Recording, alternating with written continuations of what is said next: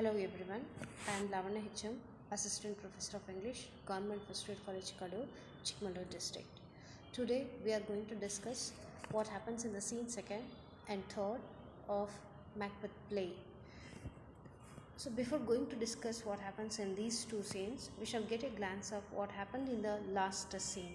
So in the last scene, we come to know that Banquo suspects strongly that Duncan was murdered by Macbeth, and he hopes that the prophecy of the witches will come true, as the three titles of Macbeth have become true.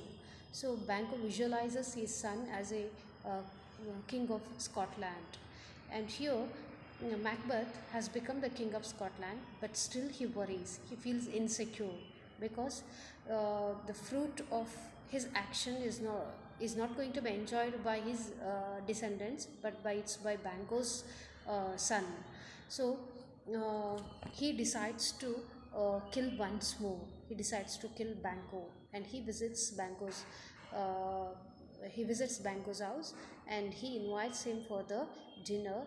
And while during that conversation, he actually talks to Banquo and inquires Banquo, and knows at what time that he is arriving, and he plans to kill Banquo, and further he hires two murderers. So these are the things that happened in the last scene, that is scene first of act third. So ಅಂದರೆ last ಸೀನಲ್ಲಿ ನಾವು ಏನು discuss ಮಾಡಿದ್ವಿ last ಸೆಷನಲ್ಲಿ ಅಂತ ಹೇಳಿದ್ರೆ, ಇಲ್ಲಿ ಬ್ಯಾಂಕೋ ಅನುಮಾನ ಪಡ್ತಾನೆ ಡಂಕನ್ನನ್ನು ಸಾಯಿಸಿರೋದು ಮ್ಯಾಕ್ಬತ್ ಅಂತ. ಯಾಕೆ ಅಂತ ಹೇಳಿದ್ರೆ ಮ್ಯಾಕ್ಬತ್ಗೆ ವಿಚಸ್ ಹೇಳಿದಂಥ ಪ್ರೊಫೆಸಿ ನಿಜ ಆಗಿದೆ, 3 ಟೈಟಲ್ಸು ಸಿಕ್ಕಿದೆ. ಮತ್ತು ವಿಚಸ್ಸು ನನಗೂ ಕೂಡ ಪ್ರೊಫೆಸಿ ಹೇಳಿದ್ರು, ನನ್ನ ಮಕ್ಕಳು ರಾಜರಾಗ್ತಾರೆ ಅಂತ ಹೇಳಿ. ಸೊ ಅವನು ವಿಜುವಲೈಸ್ ಮಾಡ್ಕೋತಾನೆ ಅವನ ಮಗನ ರಾಜ, ಸ್ಕಾಟ್ಲೆಂಡ್ನ ರಾಜನನ್ನಾಗಿ. ಅಷ್ಟೊತ್ತಿಗೆ ಅವ್ನ ವಿಜುವಲೈಸೇಷನ್ ಡಿಸ್ಟರ್ಬ್ ಆಗುತ್ತೆ. ಯಾಕೆಂದರೆ ಮ್ಯಾಕ್ಬೆತ್ ಮತ್ತು ಲೇಡಿ ಮ್ಯಾಕ್ಬೆತ್ ಅಲ್ಲಿಗೆ ಬರ್ತಾರೆ, ಅವನನ್ನು ಡಿನ್ನರ್ಗೆ ಬ್ಯಾಂಕ್ವೆಟಿಗೆ ಇನ್ವೈಟ್ ಮಾಡ್ತಾರೆ. And he agrees to that. And Macbeth conversation ಮಾಡ್ತಾ ಮಾಡ್ತಾ ಅವನು ಪ್ಲ್ಯಾನ್ ಅಂದರೆ ಯಾವ ಟೈಮಿಗೆ ಹೊರಡ್ತಾನೆ ಅದನ್ನೆಲ್ಲ ತಿಳ್ಕೊತಾನೆ. ಬಿಕಾಸ್ ಮ್ಯಾಕ್ಬೆತ್ ರಾಜ ಆದರೂ ಕೂಡ ಅವನಿಗೆ ವರಿ ಇದೆ, ಬ್ಯಾಂಕೋ ಬಗ್ಗೆ ಭಯ ಇದೆ. ಯಾಕೆ ಅಂತ ಹೇಳಿದ್ರೆ ಅವನು ಕಿಂಗ್ ಡಂಕನ್ ಅಸಾಸಿನೇಷನನ್ನು ಹೊರಗೆ ತರ್ಬೋದು ಅಂತ. ಮತ್ತು ಅಥವಾ ಬ್ಯಾಂಕೋ ಮಕ್ಕಳು ರಾಜರಾಗ್ತಾರೆ ಮುಂದೆ, ಅದು ನಾನು ಈಗ ಮಾಡಿದಂಥ ಕೆಲಸ ನನಗೆ ಫ್ರೂಟ್ ಸಿಗೋದಿಲ್ಲ ಅಂಥೇಳಿ ಅವನು ಡಿಸೈಡ್ ಮಾಡಿರ್ತಾನೆ. ಸೊ ಅವನು ಬ್ಯಾಂಕೋನ ಸಾಯಿಸ್ಬೇಕಂತ ಪ್ಲ್ಯಾನ್ ಮಾಡಿ, ಅದಕ್ಕೋಸ್ಕರ ಅವನು ಯಾವ ಟೈಮಿಗೆ ಹೊರಡ್ತಾನೆ ಅದೆಲ್ಲ ವಿಚಾರಿಸ್ಕೋತಾನೆ. ಮತ್ತು ಅದಕ್ಕೋಸ್ಕರ ಇಬ್ಬರನ್ನು ಅವನು ಹೈರ್ ಮಾಡ್ಕೊಂಡು ಅವ್ರನ್ನ ಮೋಟಿವೇಟ್ ಮಾಡ್ತಾನೆ ಬ್ಯಾಂಕೋನ ಸಾಯಿಸಬೇಕು ಅಂಥೇಳಿ. ಮತ್ತು ಅವರು ಇಬ್ಬರು ಕೂಡ ಮರ್ಡರರ್ಸ್ ಬ್ಯಾಂಕೋನ ಸಾಯಿಸೋಕ್ಕೆ ರೆಡಿ ಆಗ್ತಾರೆ. So these are the things that we have discussed in the last session. And today in this session we are going to discuss and know what happens in the act third scene second. Here the second scene begins in the king's palace, where Lady Macbeth is with a servant, and then Macbeth enters. And it is the first time that we see Macbeth and Lady Macbeth together after the coronation. And Lady Macbeth asks him why he is constantly sad and gloomy, and as per her, his worries are over now that he is king. But Macbeth tells her that he has merely wounded the snake and not killed it. So he tells her that he must take decisive action to get rid of his persistent anguish. And here he is jealous of Duncan, as Duncan sleeps peacefully in his grave while he is surrounded by anxiety. So the insecurity and uncertainty have caused him such anguish that he envies Duncan. Lady Macbeth here worried because if her husband may reveal their crime, and so that he asks him to be cheerful in the presence of the guests. And Lady Macbeth attempts to comfort her disturbed husband, but it is a futile attempt. Here Macbeth in turn asks his wife to pay more attention to Banquo, and he does not wish to reveal his plans that is to murder Banquo even to his wife. And he calls here the stiff royal robes, their combined criminality, the blood on their souls keep them apart. Macbeth, who plans to murder Banquo, fears the exposure of assassination from Banco. So Wilson here says that he dreams he is being murdered apparently by Banco. So here Macbeth calls in the night to fall quickly so that he can take advantage of its darkness to complete his murderous intentions. And the scene actually here um reveals that Macbeth's former emotional dependence on his wife is now over, and the scene is a prelude to the murder of Banquo. Here, unlike in the case of Duncan's murder, the position of the protagonist is changed. Macbeth and not Lady Macbeth is the main driving force here. In this scene, it is apparent that the relations between Macbeth and Lady Macbeth are being greatly changed, but husband and wife still care for each other's happiness and sympathize with each other.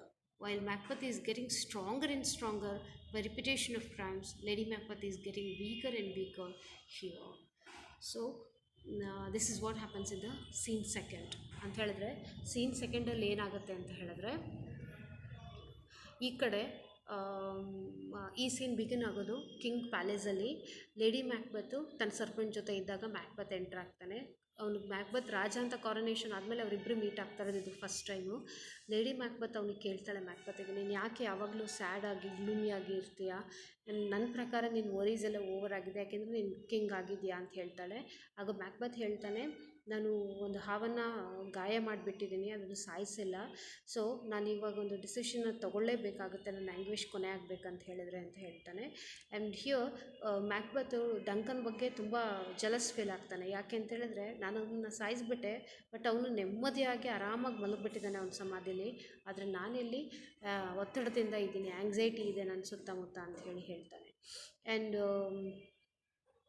ಇಲ್ಲಿ ಮ್ಯಾಕ್ಬೆತ್ತಲ್ಲಿದ್ದಂಥ insecurity feeling, uncertainty ಏನು ಮಾಡುತ್ತೆ ಅಂತ ಹೇಳಿದ್ರೆ ಡಂಕನ್ಗೆ ಬಗ್ಗೆ jealous feeling ಅವನಲ್ಲಿ ಬರೋ ಥರ ಮಾಡುತ್ತೆ. ಆ್ಯಂಡ್ ಲೇಡಿ ಮ್ಯಾಕ್ಬೆತ್ತಿಗೆ ವರಿ ಆಗುತ್ತೆ, ಎಲ್ಲಿ ಈ ಟೆನ್ಷನ್ನಲ್ಲಿ ಈ ಆ್ಯಂಗ್ಸೈಟಿನಲ್ಲಿ ತನ್ನ ಹಸ್ಬೆಂಡು ತಾವು ಮಾಡಿರೋವಂಥ ಕ್ರೈಮನ್ನು ರಿವೀಲ್ ಮಾಡಿಬಿಡ್ತಾನೋ ಅಂತ ಹೇಳಿ ಅವಳು ಅವನಿಗೆ ಕನ್ವಿನ್ಸ್ ಮಾಡೋ ಪ್ರಯತ್ನ ಮಾಡ್ತಾಳೆ, ಅಟ್ಲೀಸ್ಟ್ ಗೆಸ್ಟ್ ಮುಂದೆನಾದರೂ ಚೇರ್ಫುಲ್ಲಾಗಿರು ಅಂತ ಹೇಳಿ. And she tries to comfort him, ಅವನನ್ನು ಕಂಫರ್ಟ್ ಮಾಡೋ ಪ್ರಯತ್ನ ಮಾಡ್ತಾಳೆ, ಆದರೆ ಫ್ಯೂಟೈಲ್ ಅಟೆಂಪ್ಟ್, ಅಂದರೆ ಅದರಿಂದ ಏನು ಪ್ರಯೋಜನ ಆಗೋದಿಲ್ಲ, ಯಾಕೆಂದರೆ ಮ್ಯಾಕ್ಬೆತ್ ಅವಳ ಮಾತನ್ನು ಕೇಳೋ ಸ್ಥಿತಿಯಲ್ಲಿ ಇರಲಿಲ್ಲ. ಆ್ಯಂಡ್ ಅದ್ರ ಬದಲಿಗೆ ಮ್ಯಾಕ್ಬೆತ್ ಅವನಿಗೆ ಬ್ಯಾಂಕು ಕಡೆ ಅಟೆನ್ಷನ್ ಪೇ ಮಾಡು ಅಂತ ಹೇಳಿ ತನ್ನ ಯಾವುದೇ ಬ್ಯಾಂಕನ್ನು ಸಾಯಿಸೋದ್ರ ಬಗ್ಗೆ ತಾನು ಮಾಡಿರೋ ಯಾವ ಪ್ಲ್ಯಾನನ್ನು ಕೂಡ ಅವಳ ಹತ್ರ ಶೇರ್ ಮಾಡ್ಕೊಳ್ಳೋದಿಲ್ಲ, ಅವನು ಶೇರ್ ಮಾಡ್ಕೊಳ್ಳೋದಿಲ್ಲ. ಸೊ ಇವರಿಬ್ಬರು ಕೂಡ ಈಗ ಏನಾಗ್ತಾ ಇದ್ದಾರೆ ಅಂತ ಹೇಳಿದ್ರೆ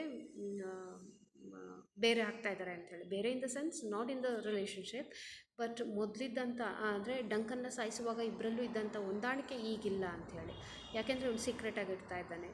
ಆ್ಯಂಡ್ ರಾತ್ರಿ ಬೇಗ ಆಗಲಪ್ಪ ಅಂತ ಮ್ಯಾಕ್ಬೆತ್ ಬೇಡ್ಕೋತಾ ಇದ್ದಾನೆ, ಅಂದರೆ ಬೇಗ ಡಾರ್ಕ್ನೆಸ್ ಆದರೆ ತನ್ನ ಇಂಟೆನ್ಷನ್ ಬೇಗ ಫುಲ್ಫಿಲ್ ಆಗುತ್ತೆ ಅನ್ನೋ ಒಂದು ತವಕ ಅವನಿಗಿದೆ.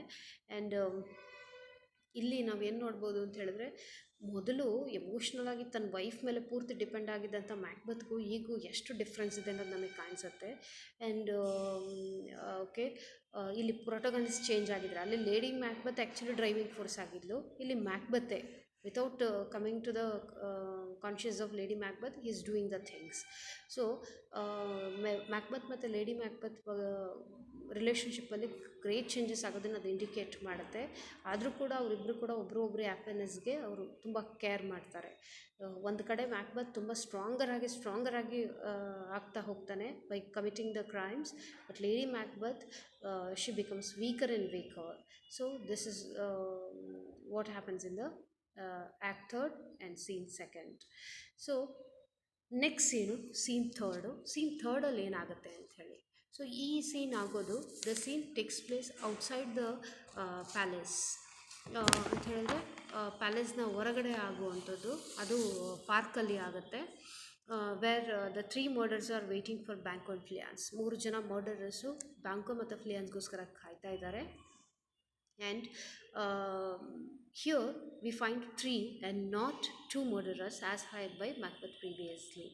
So we come to know that Macbeth has hired 2 murderers to kill Banquo and Fleance, but here we can find the 3 murderers, and there have been varied explanation for this. Some have said that the third murderer was Macbeth himself, but he was anxious and not to have anything to do directly with the murder. And also, when he learns that Fleance has been escaped, he is genuinely shocked, so that he cannot be the third murderer.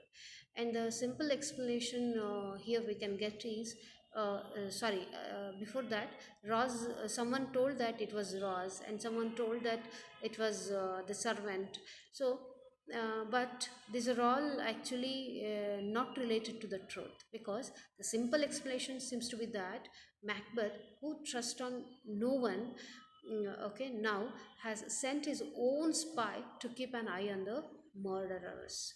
As soon as Banquo and Fleance arrive, the murderers pounce upon them. Banquo is killed by the murderers, but Fleance escapes. Banquo tells his son to escape so that he can avenge his father's death. So, this means that Macbeth's mind must still be troubled by the realization that the witch's prophecy can still be fulfilled. This is the turning point in Macbeth's fortune. So ಈ ಸೀನಲ್ಲಿ ಏನಾಗುತ್ತೆ ಅಂತ ಹೇಳಿದ್ರೆ, ಇದು ಬ್ಯಾಂಕೋನ ಸಾಯಿಸುವಂಥ ಸೀನು. ಈ ಸೀನು ಹೊರಗಡೆ ಪಾರ್ಕಲ್ಲಾಗುತ್ತೆ. So ಅವ್ನು bank ಹೇಳಿರ್ತಾನಲ್ಲ ಯಾವ ಟೈಮಿಗೆ ಬರ್ತಾನೆ ಅಂತ, ಆ ಟೈಮಿಗೆ ಮ್ಯಾಕ್ಬೆತ್ ಮರ್ಡರರ್ಸಿಗೆ ಕಳಿಸಿರ್ತಾನೆ. ಮರ್ಡರರ್ಸ್ ಅಲ್ಲಿ ಕಾಯ್ತಾ ಇರ್ತಾರೆ. ಆದರೆ ಅಲ್ಲಿ ಇಬ್ಬರು ಮರ್ಡರರ್ಸ್ ಇಲ್ಲ, 3 ಜನ ಇದ್ದಾರೆ. ಆ್ಯಕ್ಚುಲಿ ಮ್ಯಾಕ್ಬೆತ್ ಹೈರ್ ಮಾಡಿದ್ದು 2 ಮರ್ಡರರ್ಸ್, ನಮಗೆ ಗೊತ್ತಿರೋ ಪ್ರಕಾರ. ಆದರೆ ಇಲ್ಲಿ 3 ಇದ್ದಾರೆ. ಸೊ ಅದಕ್ಕೆ ಸಾಕಷ್ಟು ಎಕ್ಸ್ಪ್ಲನೇಷನ್ ಇದೆ. ಕೆಲವರು ಹೇಳ್ತಾರೆ ಅದು ಮ್ಯಾಕ್ಬೆತ್ತೆ ಅಂತ, ಇನ್ನು ಕೆಲವರು ಹೇಳ್ತಾರೆ ಅದು ರಾಸ್ ಅಂತ, ಇನ್ನು ಕೆಲವರು ಹೇಳ್ತಾರೆ ಅದು ಸರ್ವೆಂಟ್ ಅಂತ. ಬಟ್ ಆ ಎಲ್ಲ ಎಕ್ಸ್ಪ್ಲನೇಷನ್ಸು ಸತ್ಯಕ್ಕೆ ಹತ್ತಿರವಾಗಿಲ್ಲ. ಆ್ಯಂಡ್ ಮ್ಯಾಕ್ಬೆತ್ ಅಂತೂ ಥರ್ಡ್ ಮರ್ಡರ್ ಆಗಿರೋಕ್ಕೆ ಸಾಧ್ಯನೇ ಇಲ್ಲ. ಯಾಕೆಂದರೆ ಅವನು ತುಂಬ ಆ್ಯಂಗ್ಷಿಯಸ್ ಆಗಿದ್ದ, ತಾನು ಮರ್ಡರ್ಲಿ ಯಾವುದೇ ರೀತಿ ಡೈರೆಕ್ಟಾಗಿ ಇನ್ವಾಲ್ವ್ ಆಗೋದು ಬೇಡ ಅಂತ ಡಿಸೈಡ್ ಮಾಡಿದ್ದ. ಆ್ಯಂಡ್ ಫ್ಲಿಯಾನ್ಸ್ ಎಸ್ಕೇಪ್ ಆದ ಅಂತ ಗೊತ್ತಾದಾಗ ಅವ್ನು ತುಂಬ ಶಾಕಲ್ಲಿರ್ತಾನೆ. So that he cannot be the third murderer. So probably simple explanation ನಾವೇನು ನೋಡ್ಬೋದು ಅಂತ ಹೇಳಿದ್ರೆ, ಮ್ಯಾಕ್ಬೆತ್ ಯಾರನ್ನೂ ನಂಬ್ತಾ ಇರಲಿಲ್ಲ. ಹಾಗಾಗಿ ಆ ಇಬ್ಬರು ಮರ್ಡರರ್ಸ್ನೂ ನಂಬ್ದಂಗೆ ಅವ್ರ ಮೇಲೆ ಒಂದು ಕಣ್ಣಿಟ್ಟಿರೋಕ್ಕೆ ಥರ್ಡ್ ಮರ್ಡರನ್ನ ಕಳಿಸಿರ್ಬೋದು ಅನ್ನೋ ಒಂದು ಎಕ್ಸ್ಪ್ಲನೇಷನ್ ಇದೆ. ದಟ್ ಕ್ಯಾನ್ ಬಿ ಅಕ್ಸೆಪ್ಟೆಡ್ ಅಂತ. ಸೊ ಆ ಸೀನಿಗೆ ಅಲ್ಲಿ 3 ಜನ ಮರ್ಡರರ್ಸ್ ಕಾಯ್ತಾ ಇದ್ದಾರೆ. ಬ್ಯಾಂಕೋ ಮತ್ತು ಫ್ಲಿಯಾನ್ಸ್ ಬರ್ತಾರೆ. ಅವ್ರು ಬಂದಿದ್ದ ಮರ್ಡರರ್ಸ್ ಅವ್ರ ಮೇಲೆ ಅಟ್ಯಾಕ್ ಮಾಡ್ತಾರೆ. ಬ್ಯಾಂಕೋನ ಸಾಯಿಸ್ತಾರೆ. ಆದರೆ ಫ್ಲಿಯಾನ್ಸ್ ಎಸ್ಕೇಪ್ ಆಗ್ತಾನೆ. ಬ್ಯಾಂಕೋ ಅವ್ನ ಮಗನಿಗೆ ಹೇಳ್ತಾನೆ, ನೀನು ಈಗ ಎಸ್ಕೇಪ್ ಆದರೆ ಮುಂದೆ ನನ್ನ ಸಾವಿಗೆ ಸೇಡನ್ನು ತೀರಿಸ್ಕೋಬೋದು, ನೀನು ಎಸ್ಕೇಪ್ ಆಗು ಅಂತ. ಫ್ಲಿಯಾನ್ಸ್ ಎಸ್ಕೇಪ್ ಆಗ್ತಾನೆ. ಸೊ ಮ್ಯಾಕ್ಬೆತ್ಗೆ ಈ ವಿಚಾರ ಗೊತ್ತಾದಾಗ ಮ್ಯಾಕ್ಬೆತ್ ತುಂಬ ಡಿಸ್ಟರ್ಬ್ ಆಗ್ತಾನೆ. ಆ್ಯಂಡ್ ವಿಚಸ್ ಪ್ರೊಫೆಸಿ ಆಗಿದ್ರೆ ನಿಜ ಆಗುತ್ತೆ. Okay, so this actually scene is the turning point in Macbeth's fortune. ಮ್ಯಾಕ್ಬೆತ್ನ ಫಾರ್ಚೂನಲ್ಲಿ ಇದೊಂದು ಟರ್ನಿಂಗ್ ಪಾಯಿಂಟ್ ಆಗಿ ಈ ಸೀನು ಉಳ್ಕೊಳ್ಳುತ್ತೆ. So these are the things happened in the scene 2nd and scene 3rd of act 3rd of Macbeth play. And thank you very much.